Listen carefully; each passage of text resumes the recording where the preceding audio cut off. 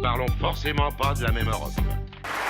Mais on finira bien quand même par parler de la même Europe à un moment donné. Merci de nous retrouver ici à Bruxelles au Parlement européen avec Dominique Riquet, Katia-Lynn Landaburu et Jean Quatremer. La fraude à la TVA en Europe finance en partie le terrorisme islamiste. Les Américains ont retrouvé dans la cache de Ben Laden au Pakistan, c'était en 2011, des documents expliquant même comment s'y prendre ici.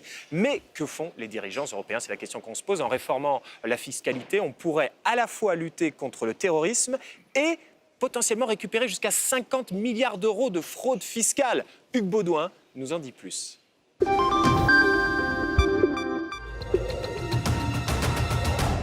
C'est un documentaire choc réalisé par des journalistes danois qui, il y a quelques semaines, a révélé l'ampleur du scandale. La fraude à la TVA serait une source importante de financement du terrorisme islamiste. Depuis 2011, on sait par exemple qu'Al-Qaïda profite des dysfonctionnements du système fiscal européen pour se financer. C'est incroyable que nos États membres continuent de laisser ces dysfonctions persister. Les montants en jeu sont colossaux, 50 milliards d'euros, un tiers du budget annuel de l'Union. L'escroquerie répond à un mécanisme simplissime.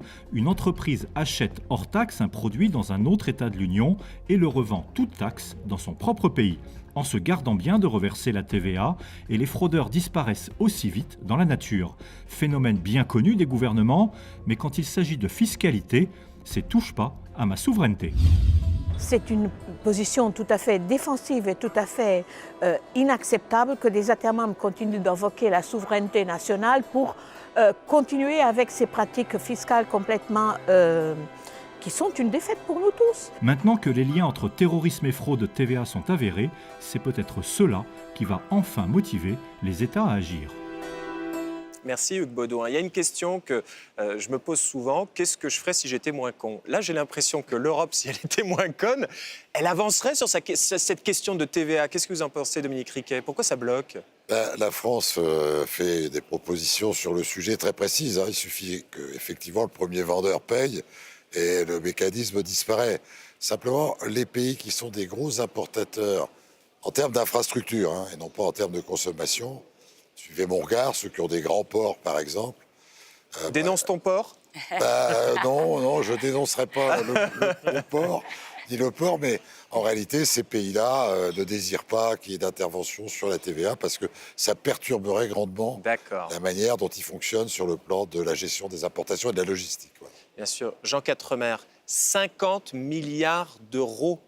Ça, c'est ce qu'on pourrait récupérer en TVA potentiellement. D'abord, c'est une estimation parce que c'est une fraude. Je dirais, on fraude, c'est caché, donc ça peut être 50 milliards, ça peut être 100, 150, 200, on n'en sait strictement rien. On sait simplement qu'il y a effectivement des mécanismes qui permettent de frauder. C'est le chiffrage de la Commission européenne. Oui, mais c'est la Commission qui avait promis aussi... La fraude transfrontalière en matière de TVA, ça représente chaque année 50 milliards d'euros, et la fraude en matière de TVA, mais à l'intérieur des pays, ça représente 100 milliards d'euros. Donc on peut dire que c'est 150 au total. C'est beaucoup d'argent, c'est clair. Mais le problème, c'est que ce mécanisme-là, il est connu depuis 30 ans, depuis en fait les premières directives TVA, les carousels à la TVA, donc les fraudes à la TVA, elles ont commencé immédiatement. Question basique, pourquoi qu'on fait rien? Mais tout simplement parce qu'une partie des États, Dominique Riquet a répondu à la question, c'est qu'une partie des États veut pouvoir... Parce qu'en réalité, lorsque vous achetez un produit hors taxe et que vous payez la TVA dans le pays d'origine, le pays d'origine récupère la TVA. Et la directive TVA, elle a été adoptée à l'unanimité. Ce mécanisme a été adopté à l'unanimité. Donc ceux qui reçoivent beaucoup de TVA et qui en prélèvent beaucoup, maintenant ils bloquent, parce que c'est l'unanimité, c'est pas la majorité qualifiée. Et donc les autres auraient intérêt effectivement à ce que tout le monde paye la TVA dans le pays d'achat du produit. Et ça, personne. Donc il n'y a pas d'unanimité. Le seul moyen d'en sortir, c'est de passer à la majorité qualifiée. Sauf que, effectivement, maintenant qu'on sait que ça finance le terrorisme, peut-être que là, ça allait faire bouger.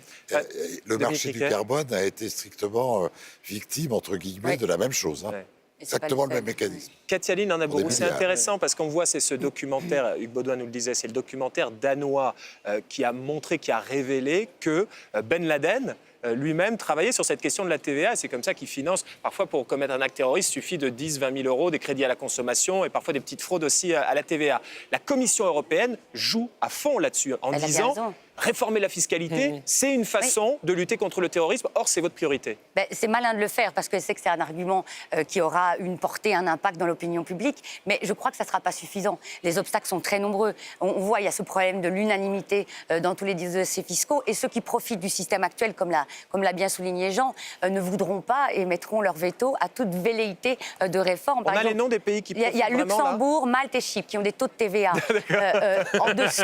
J'ai les noms. J'ai les noms. Parce qu'ils ont des taux de TVA réduits par rapport à d'autres pays, donc ils ne seraient pas intéressés par une réforme. Et puis il y a un deuxième obstacle quand même de taille. C'est dans la réforme qui est proposée, mise sur la table par la Commission européenne, elle sous-entend qu'il y aurait une grande collaboration et une grande confiance entre les administrations fiscales des différents pays. Ouais. Et on voit très bien, par exemple, que quand on parle de la fraude à la TVA, il y a une efficacité très différente entre les différentes administrations.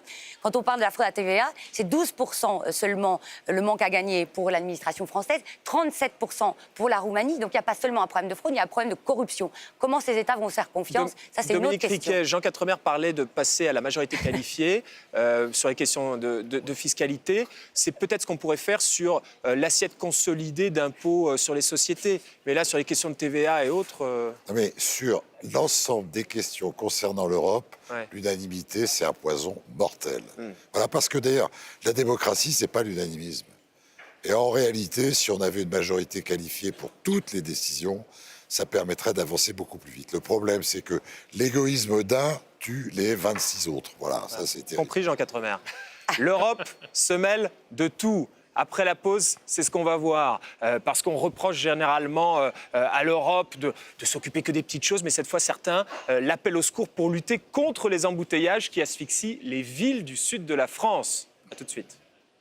Nous ne parlons forcément pas de la même Europe.